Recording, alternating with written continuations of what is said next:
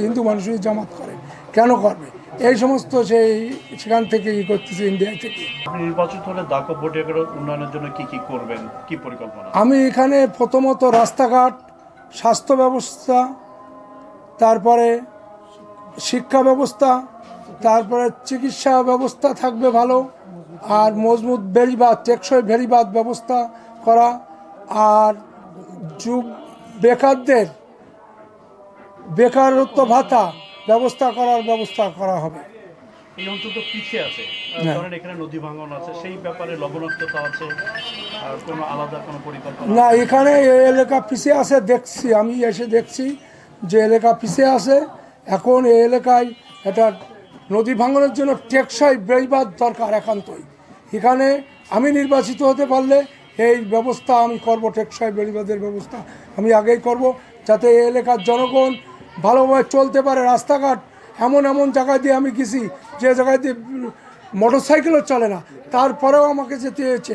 তা আমি যখন যেতে পারিনি, কেন আমার জনগণ সেই ভয় যাবে? আমার জনগণ যদি ভালোভাবে যেতে পারে, আমিও সেখান থেকে ভালোভাবে যেতে পারি। ওদের স্বপ্ন পূরণে পাশে থাকতে পেরে আমরা গর্বিত। আপনি যখন কিনা এই রাজনীতিতে সম্পৃক্ত হলেন, তখনই একটা আপনার পেছনে লেগে গেছে, সমালোচনা আছে যে ওই যে একটা ছবি ভাইরাল হয়ে নিয়ে স্ট্রাগলের প্রতিষ্ঠাতা শিপনের সঙ্গে আপনার একটা ছবি ভাইরাল হয়েছে, এইটা নিয়ে আপনি কি বলবেন? এটা সম্পূর্ণ মিথ্যা কথা। উনি করে আমাকে হেও প্রতিপন্ন করতে চাচ্ছে এক শ্রেণী। যেহেতু আমার এই জনপ্রিয়তা এই তো কেন আমি এই জামাত ইসলাম হিন্দু মানুষই যোগ দিলাম, কেন করলাম? আপনারাও তো দেখেছেন যে এই সমস্ত কথা বলেছি, হিন্দু মানুষই জামাত করে, কেন করবে? এই সমস্ত সেখান থেকে করতেছে, ইন্ডিয়া থেকে। এরা তার করা উচিত হচ্ছে না। হুমকি দামকি আপনারা তো তার লাইভেও দেখেছেন, লাইভ যে আমার নিয়ে অনেক কটু কথাও সে বলেছে। এটা কেন বলতেছে জানি না, আমি তার সাথে তো আমার কোনো শত্রুতা না। এতদিন তো হয়নি না, এখন নির্বাচনে যখনই প্রার্থী ঘোষণা করেছে তখনই এইটা ছাড়ছে, এইটা ব্যবস্থা।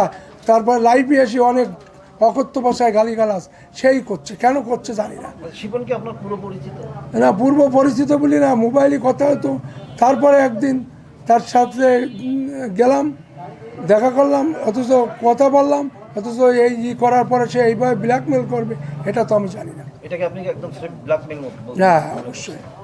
আচ্ছা, আর একটা বিষয় হলো যে ইউসুফ ভাই তো এখানে ইউসুফ ভাই প্রার্থী ছিলেন, মানে দেখলাম যে আপনারা খুব আন্তরিকতার সাথে কাজ করছেন।